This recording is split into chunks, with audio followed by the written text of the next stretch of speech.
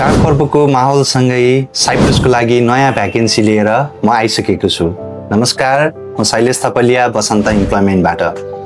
अहिले European country साइप्रसको लागि construction फिल्डमा स्किल्ड वर्करहरूको डिमान्डहरू आइसकेको छ, जसमा हामीलाई अहिले painter, plumber, electrician, mason, carpenter, AC fridge technician साथै थुप्रै कन्स्ट्रक्सन सम्बन्धी स्किल्ड कामको लागि जब भ्याकेन्सी आइसकेको छ। स्यालेरीको रेन्जमा तपाईहरूले मिनिमम 700 युरोदेखि लिएर 12 to 1300 युरोसम्म तपाईले पाउन सक्नुहुनेछ। ड्युटी 8 घण्टा रहनेछ अनि हप्ताको एक दिन तपाईले बिदा पाउनुहुनेछ। बाँकी जानकारीको लागि अफिसमा आएर डिटेल जानकारी लिन सक्नुहुनेछ।